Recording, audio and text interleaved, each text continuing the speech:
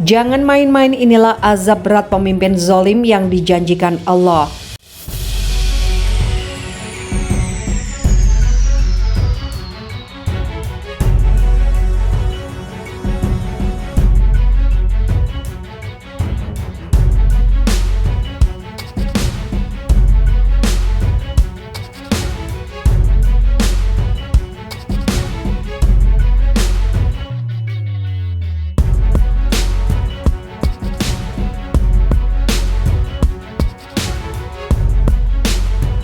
Seorang pemimpin memiliki tugas dan tanggung jawab yang besar sebab kemakmuran atau kesengsaraan satu masyarakat sangat tergantung pada peran yang ia mainkan. Jika pemimpin berlaku adil sesuai dengan petunjuk syariat Islam, maka masyarakat pun akan sejahtera. Sebaliknya, jika pemimpin tersebut berlaku zalim dan tidak jujur, maka rakyat pun akan sengsara.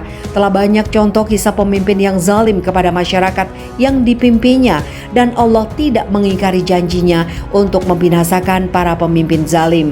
Allah telah menyiapkan azab yang pedih bagi pemimpin zalim yang mensengsarakan rakyatnya. Allah Ta'ala berfirman, sesungguhnya dosa itu atas orang-orang yang berbuat zalim kepada manusia dan melampaui batas di muka bumi tanpa hak. Mereka itu mendapat azab yang pedih. Quran Surat Asy-Syura ayat 42. Dalam hadis ditegaskan bahwa para pemimpin zalim yang menipu rakyat dengan janji-janji palsunya diharamkan baginya surga. Rasulullah Shallallahu Alaihi Wasallam bersabda, barang siapa yang diangkat oleh Allah untuk memimpin rakyatnya, kemudian ia tidak mencurahkan kesetiaannya, maka Allah haramkan baginya surga.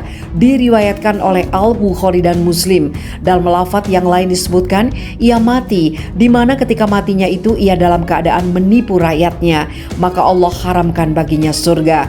Bahkan Rasulullah Shallallahu Alaihi Wasallam mendoakan turunnya kesusahan bagi para pemimpin zalim, penindas rakyat.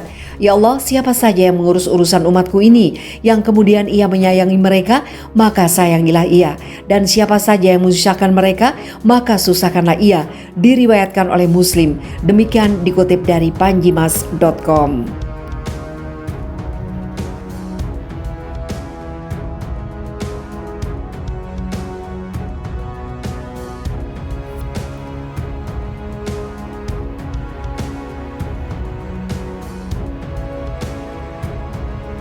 Bicara dengan pemimpin Uni Eropa Zelensky, ini mungkin terakhir kalinya Anda melihat saya hidup. Presiden Ukraina Volodymyr Zelensky mengaku dirinya menjadi target nomor 1 dalam invasi Rusia ke Ukraina pekan ini. Ketika berbicara dengan para pemimpin Uni Eropa belakangan ini, Zelensky dilaporkan berkata, ini mungkin terakhir kalinya Anda melihat saya hidup. Sebagaimana diwartakan Evening Standard, sejumlah sumber Uni Eropa yang mengetahui panggilan itu mengungkap bahwa Zelensky bicara demikian. Sementara itu Perdana Menteri Swedia Magdalena Andersson menyebut para pemimpin Uni Eropa paham bahwa ada kemungkinan mereka tidak akan berjumpa Zelensky lagi. Hal tersebut disampaikan Andersson yang ikut dalam konferensi video dengan Zelensky kepada kantor berita TT. Zelensky sendiri dilaporkan mendesak para pemimpin Uni Eropa memberlakukan sanksi lebih tegas untuk menekan Rusia. Anda masih bisa menghentikan agresi ini, Anda harus bergerak cepat, kata Zelensky. Pasukan Rusia dilaporkan masih menggempur ibu kota Kiev pada hari Sabtu. Pada waktu Indonesia, tentara Ukraina menahan gempuran musuh dalam perang kota yang berlangsung berjam-jam. Presiden Vladimir Putin sendiri mendesak tentara Ukraina untuk mengkudeta Zelensky dan menyerah kepada Rusia. Sebelumnya, Zelensky diserang rumor yang menuduhnya telah kabur dari Kiev, namun sang presiden menanggapinya dengan merekam video di gedung kepresidenan di Kiev. Kami semua di sini melindungi kemerdekaan negara kami dan akan terus seperti ini. Jayalah pendukung kami, jayalah Ukraina, jayalah para pahlawan, kata Zelensky dalam video tersebut.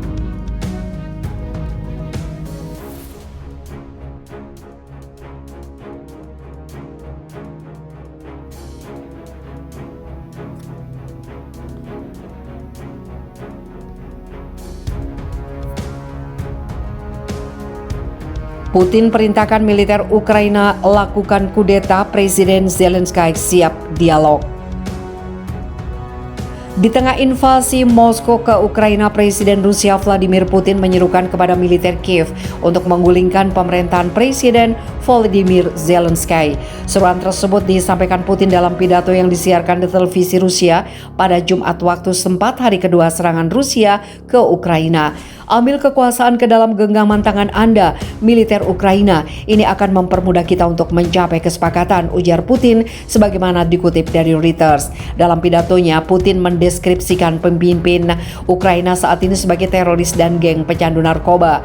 Tampaknya akan lebih mudah bagi kami untuk bersepakat dengan Anda, militer Ukraina, dibandingkan dengan geng pecandu narkoba dan para neonazi ini, beber Putin merujuk pada kepemimpinan Zelensky.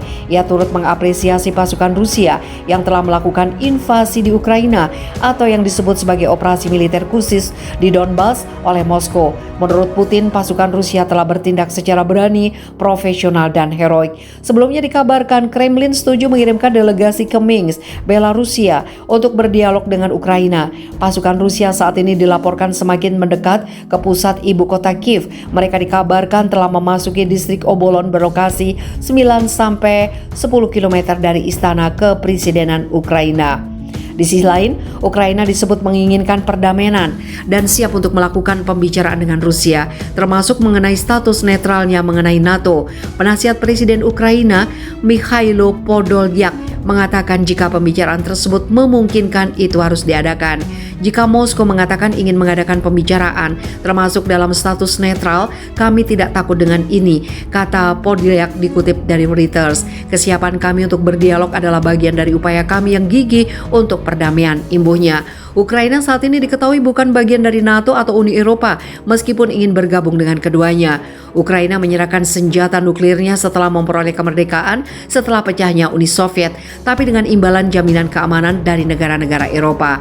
Setelah protes pro-demokrasi menggulingkan Presiden Ukraina sekutu Rusia pada tahun 2014, Moskow mencaplok semenanjung Laut Hitam Crimea dari Kiev dan kemudian mendukung pemberontak yang memerangi pasukan pemerintah di timur negara itu.